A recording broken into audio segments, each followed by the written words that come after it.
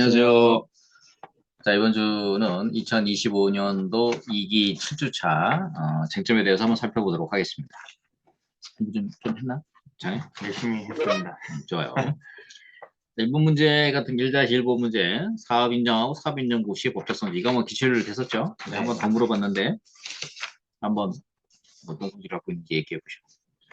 일단 사업인정과 사업인정 고시는 둘 다 동일하게 처분성이 있어서 처분으로 보고 좀 더 구체적으로 보면은 사업인정은 일단은 처분 그리고 강학상 특허 특허, 그리고 형성적 행정행위로 특허. 그리고 그다음에 재량행위 그리고 이제 제3자요 행정행위 이렇게 있고 사업인정 고시는 그냥 동일하게 처분으로 알고 있습니다. 그게 이제 사업인정과 사업인정 고시에 대해서 이제 이렇게 출제가 됐을 때 되게 사람들이 막 당황을 했는데, 그 고시가 뭐지? 고시는 뭐 통지인가? 뭐 이렇게 해가지고, 상당히 그 헷갈린 분들이 많이 있는데, 이게 이제 사업인정과 사업인정 고시를 통일적으로 파악해서 특허로 보는 것이 타당하다. 즉, 이게 이제 처분성이 인정되는 것이 타당하다. 왜냐면 이제, 사업인정 고시는 이제 고시한다 표력이 발생하기 때문에, 우리가 이제 집행정지 같은 걸 시키려면은 이게 집행정지 요건이 우리가 개처고소는 긴공범 이런 거잖아. 맞습니다. 그 처분이어야 되기 때문에 그래서 처분으로 보는 것이 타당하다 이렇게 해서 보시면 될 것 같고. 그래서 내가 지난 시간에 그 행정법 중에서 행정처분 그거 좀 공부를 해보라고 한 게 바로 이제 이런 이유 때문에 이게 이제 그 처분의 개념. 그러니까 우리가 행정행위는 이제 강학상 학문적인 개념이고 행정처분은 이거는 이제 그 실무적으로 우리가 쓰는 용어거든요. 그래서 이제 그렇게 이제 행정행위와 행정처분 같은 걸 공부를 해보라 이렇게 한 거고. 그래서 사업인정은 형용적 행정에서 특허 어떤 권리를 설정해주는 그 다음에 사업인정 여부에 대한 판단은 행정청이 재량에 속한다. 이제 판례이기도 하고, 그 다음에 제3자의 행정이 내지는 복효적 행정에 대해서는 사업 시행자한테는 수익적 효과가 발생하지만 타방인 피수용자에게는 이제 땅을 뺏게 되는 상황이니까 이제 침익적 효과가 발생한다. 그래서 제3자의 행정이라는 표현을 쓰고 있습니다. 그다음에 이제 사업인정 요건은 이거는 이제 부가적으로 알고 있으면 되고, 물음 2번에서 사업인정의 공익성, 필요성, 비례 원칙. 요거는 요 이제 판례에 관련된 쟁점을 설명해 봐라 이런 내용이에요. 그래서 5페이지 보면은 이게 이제 관련된 판례가 2020도 5일 280에 보면은 이제 재량권 일탈남에 이제 판례가 있고 그다음에 해당 사안에서는 이제 공용수으로서 사업 인정, 그다음에 공용수은 헌법상 재산권 보장으로서의 요청상 불가피한 최소 침해 원칙, 그래서 비례 원칙으로 판단한다. 그래서 결국 이제 재량권 일탈 남용이라는 것은 그 비례 원칙으로 고찰할 수밖에 없다. 이렇게 보시면 되겠어요. 이 문화재보호법에서 이제 문화재청장이 나오는데, 이 관련된 이제 포섭하고 막 이런 내용이 있는데, 여기 이제 판례를 중심으로 해서 이제 문화재청장은 이제 그대로 제가 쓰긴 했는데, 이게 이제 작년도 5월 17일인가요? 문화재청이 국가유산청으로 바뀌었어요. 국가유산청으로 바뀌어서 그 관련된 법률도 바뀌고, 그래서 이제 그런 내용들 중심으로 해서 이제 공부를 하게끔, 보면은 9페이지 보면은 문화유산 보존 및 활용에 관한 법률, 그래서 국가유산청 이렇게 돼 있죠?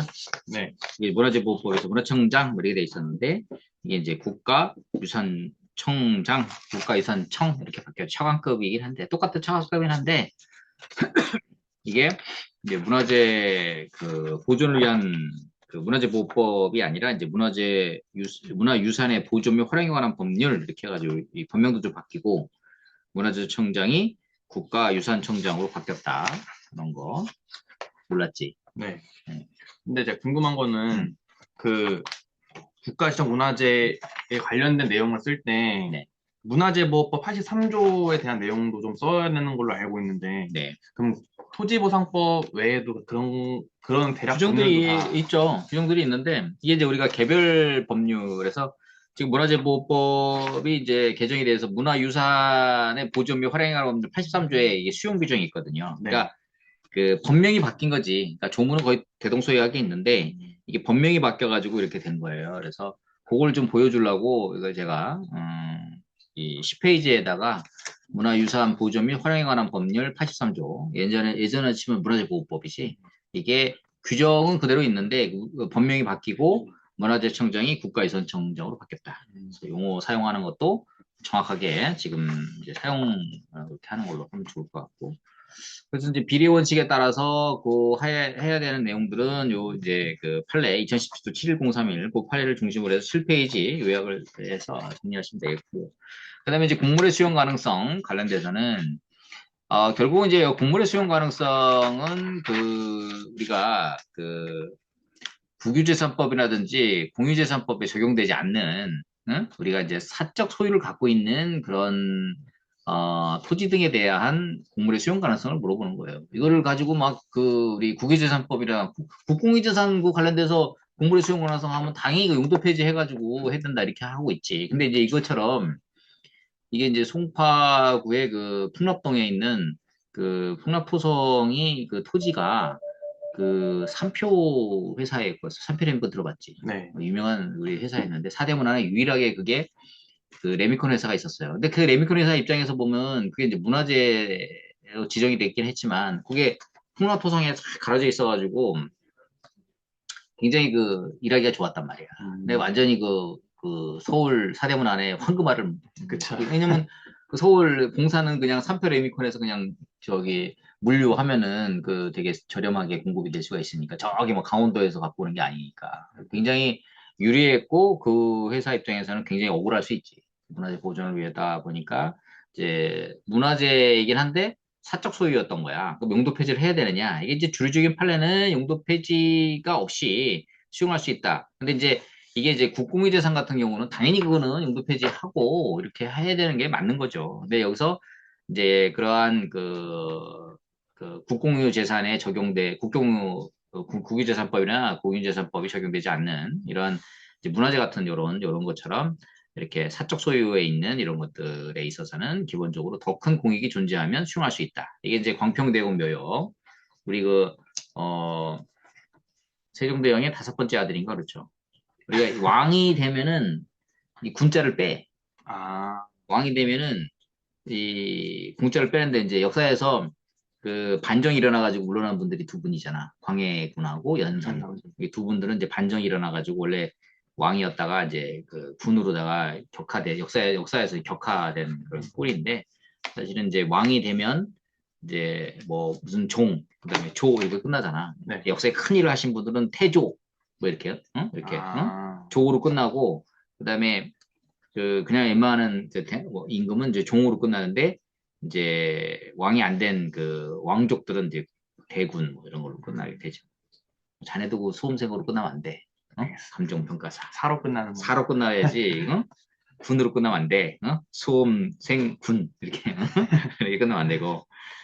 이 광평대검 묘역이 이제 그런 대표적인 용도 폐지. 근데 이제 용도 폐지 없이 수용할 수 있다 했는데 당시 공사를 하면서 수소 택지값을 주고 하면서 당시의 사업시행자가 이거를 역사에 좋은 저거잖아. 이장을 해서 그 택지값을 주고 지나다 보면 보일 거야. 광평대검 묘역을. 그냥 뭐 거기서 그냥 용도 폐지 없이 수용을 했는데 수용을 하고 보니까 역사에서 되게 또 중요한 문화재잖아. 그러니까 이거를 사업시행자가 잘 보존해가지고 묘역이니까 이제 그대로 이제 잘 이장을 해서 지금 현재 수서택지값을 해주고 거기 이제 진입로 이런 거 보면은 그 인근에 아마 나도 지나가다 한번 본 것 같아.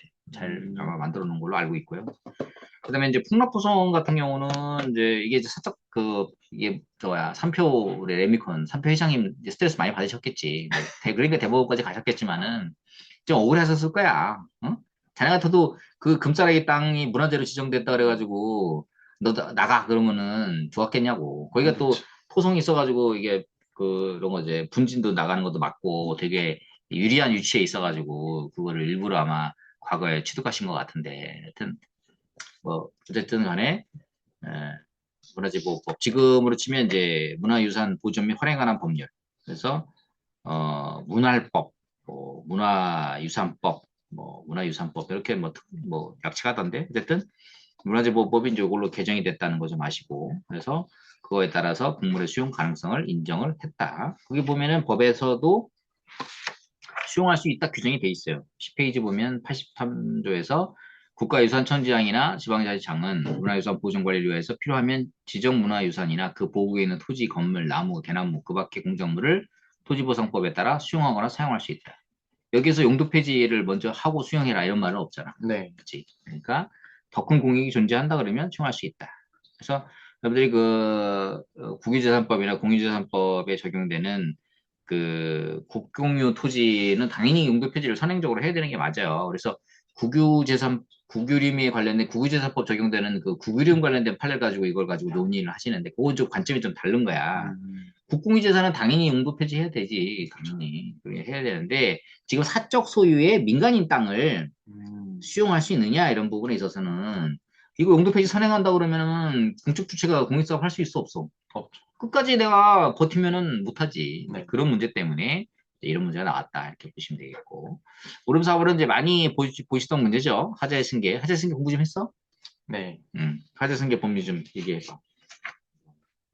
일단 하자의 승계는 일단 둘 이상의 행정행위가 연속적으로 이루어져야 되고 선행행위 하자를 이유로 후행행위까지 다툴 수 있는지에 대해서 이제 행정의 법률 안정 적합성이라든가 아니면 이제 국민의 권리구제의 조화의 문제인데 일단 할 때 항상 하자의 승계가 전제 요건이 되는지 전제 요건에 대해서는 이제 선후행 모두 처분일 것 그리고 선행행위가 당연무효가 아닌 단순한 취소 사유의 하자가 존재할 것 그리고 이제 후행행위의 하자가 없이 적법할 것 그리고 마지막으로 이제 선행행위의 제소기한이 끝나서 불가증력 발생할 것 해가지고 이것들을 이제 사안에다가 넣어서 검토를 한 다음에 이제 하자승계 인정 여부에 대해서 전통적 하자승계론과 그리고 구속력 이론 해가지고 거기에서 이제 전통 하자승계는 뭐예요? 이게 동일한 두 개의 처분이 동일한 목적을 가지고 할 때에는 하자승계 인정 구속력 이론은 선행 행위의 처분이 후행 행위의 구속력에 미치면 안 된다. 미치지 않으면은 하자승계 인정. 무심했네. 열심히 대표적인 판례. 대표적인 판례가 2011 부산도 854하고 2007도 23845. 네. 두 가지 판례. 잘 외워두시면 되겠어요. 이거 뭐 사실 틀린 사람 없잖아, 거의. 이게 틀이 정형화 되어 있어서 이거 불가증이 발생에 따라가지고 작년에 많이 틀린 게 그거죠. 선결 문제. 처분이 아닌데. 처분이 아닌데. 처분이 있고 선행 처분이 있고 뒤에 처분이 있어야 되는 처분이 없는데도 불구하고 그거를 따지다가 이제 많이 떨어졌지. 이제 2번.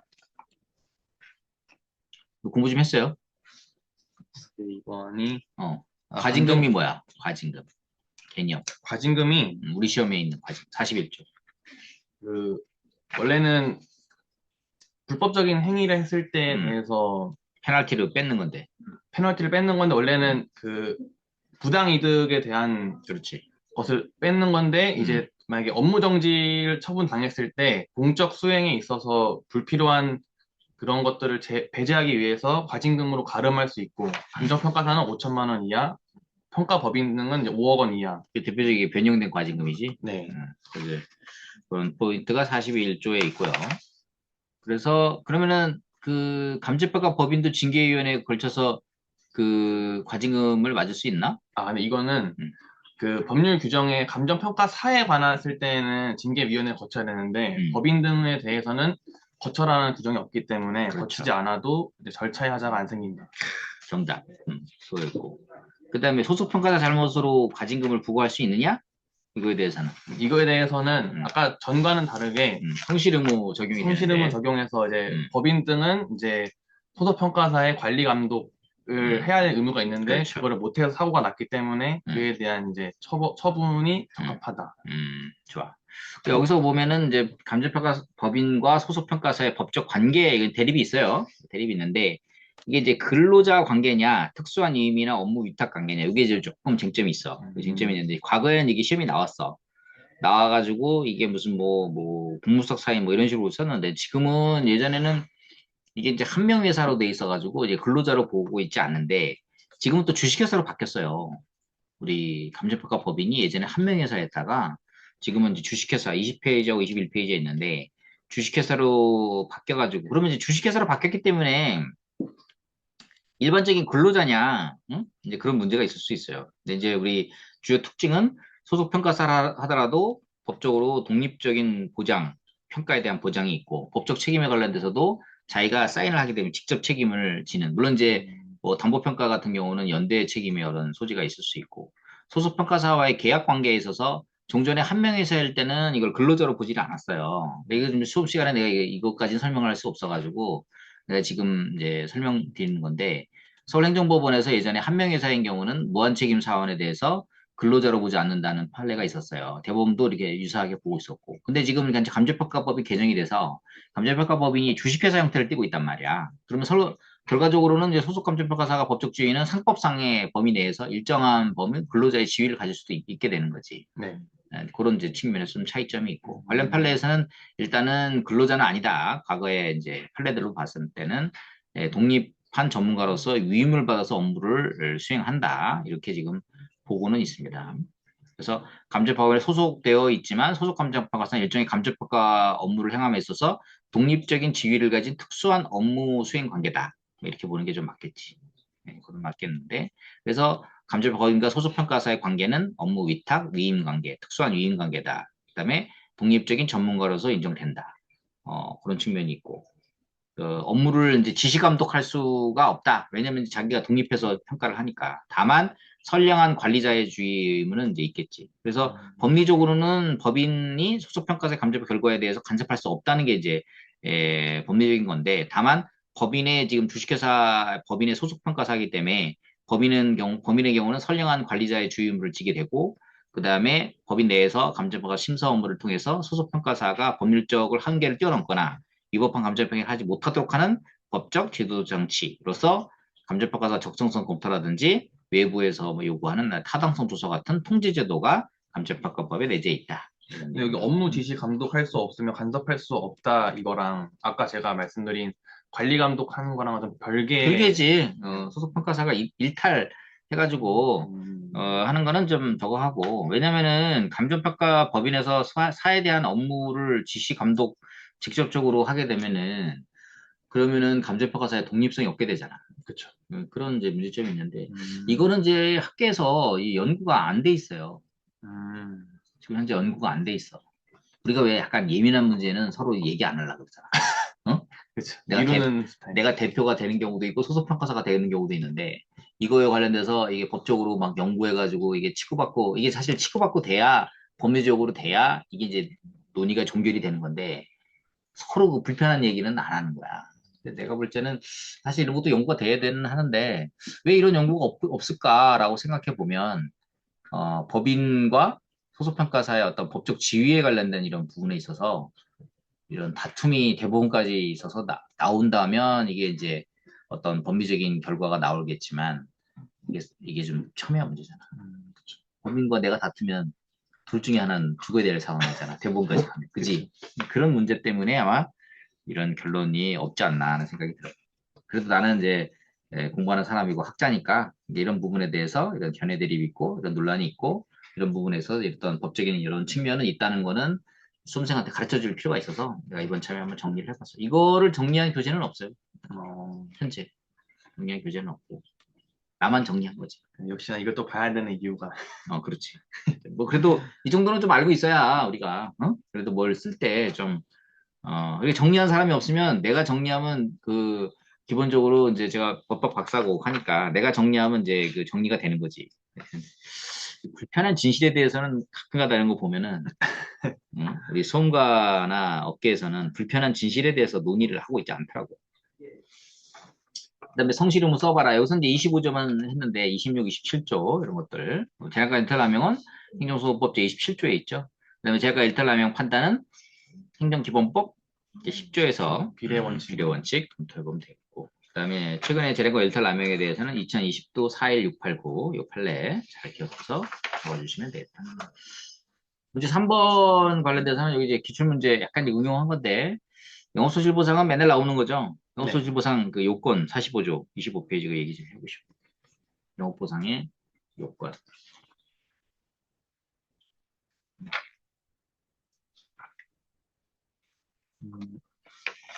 영업 손실보상 요건에는 있잖아 1, 2, 3, 4 사업인정 고시일 등 전부터 적법한 장소에서 영업, 인적 물적 시설을 갖추고 계속적으로 행하고 있는 영업, 관계법령에 의한 허가 등을 받아 그 내용대로 행하고 있는 영업, 사업인정 고시일 등 1년 이전에 사업 등록을 한 무허가 건축물 내 임차인의 영업. 그래서 우리 신규칙 45조에서 이제 특징적인 거 있다면은 이제 계절별로 하는 영업. 예를 들자면은 스키장, 눈썰매장, 뭐 이런 데 있죠. 수영장. 계절별로 하는 거잖아. 이런 것들도 영업보상 대상이 되고. 그 다음에 이제 대법원 판사들도 이게 대법관님들도 되게 저게 추억이 있나 봐. 5일장. 5일장도 영업의 대상이 됩니다. 그 다음에 이제 우리나라는 그 무속 이런 부분들에 있어서는 저거 하긴 한데, 어쨌든 그 점집, 이 수원지법에서 수원고등법원에서 파기환송된 건데, 확정된 거지. 확정된 건데, 뭐냐면은 그 무속 관련된 그 점집, 그 다음에 타로, 그 다음에 그 명리학, 부당 뭐 이런 분들도 영업보상의 대상이 된다. 이렇게 보고 있어요. 그래서 이것도 참고하시면 되겠고. 그래서 여기 이제 영업보상 대상 여부에 대한 판단, 요건 판단하면 되고. 그 다음에 토지 건물 평가 시 고려할 사항에 관련돼서는 이제 우리가 지목이 과수원위에서 이렇게 왔다 갔다 하는 거는 이게 농지법이 개정이 돼서 그 과수원, 전답 이거 왔다 갔다 해서 농지법 위반은 아니에요. 법이 개정이 돼서. 그리고 그 다음에 그 불법 건축물이라든지 이런 거에 대한 부분들에 대해서는 우리가 법제 75조하고 시행규칙 34조, 33조 규정 이거 참고해서 하시면 되겠다. 이건 뭐 기본적인 내용이니까. 그 다음에 4번에서 이게 이제 판례가 있어요. 이게 고등법원 2011로 32페이지 보면은 2011로 14076 판례가 있어요.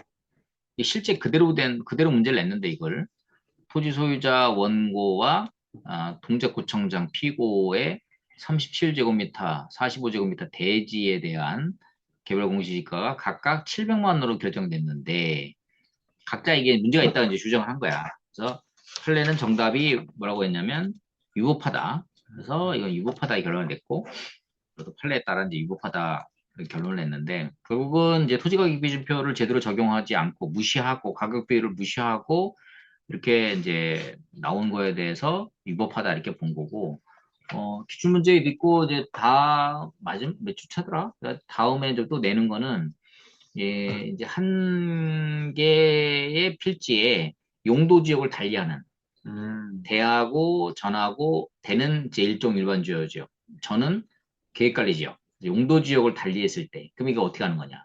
이제 그런 문제도 이제 앞으로 출제 가능성이 있죠. 실제로 이게 개별공시지가 업무 처리 지침에 보면은 용도 지역을 달리할 때 어떻게 그 개별공시가 나와야 되냐 이런 것까지 다 돼 있어요. 그래서 그거 좀 참고해서 보면 되겠고. 오늘 전반적으로 했을 때 어땠어? 이거는? 근데 이번 주가 저번 주보다는 조금 나았던 것 같아요. 형이 영업보실 보상 알고리즘 좀 짜놨네. 네. 그 알고리즘 어떻게?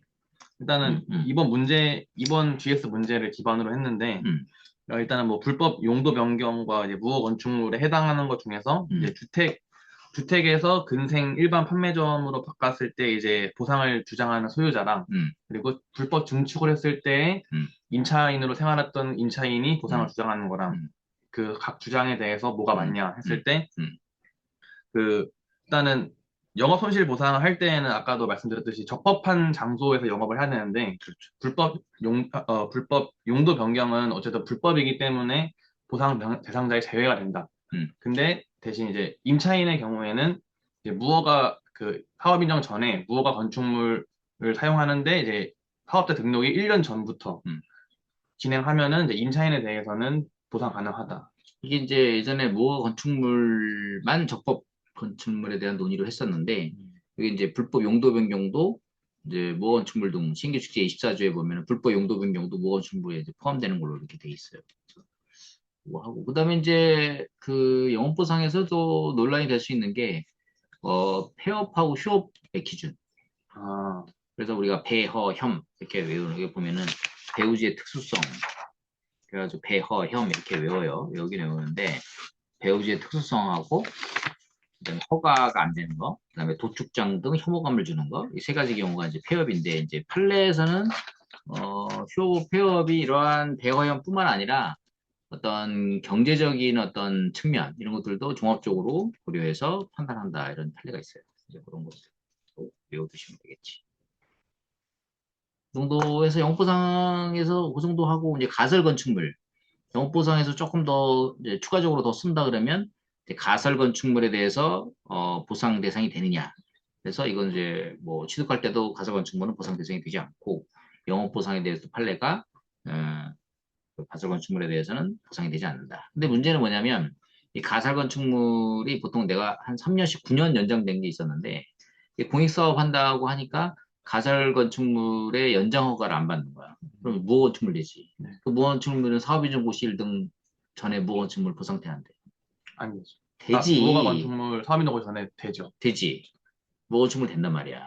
그러니까 이 사업인정 고시일 등 1년 전부터 무허 건축물에도 또 세입자도 보상이 되고 보상도 되고 그다음에 사업인정 고시일 전에 무허 건축물 소유자에게도 무허 건축물 보상이 되기 때문에 가설 건축물을 해놓고 연장 허가를 안 받으면 무허 건축물이 되니까 뭐 연장 허가를 제대로 받은 사람은 보상이 안 되고 아, 연장 허가를 안 받은 사람은 무허 건축물 내가지고 보상이 돼버리고 그러면 아주 희한한 이런 법 체계가 문제가 있다. 옳은 일을 한 사람은 보상을 못 받고.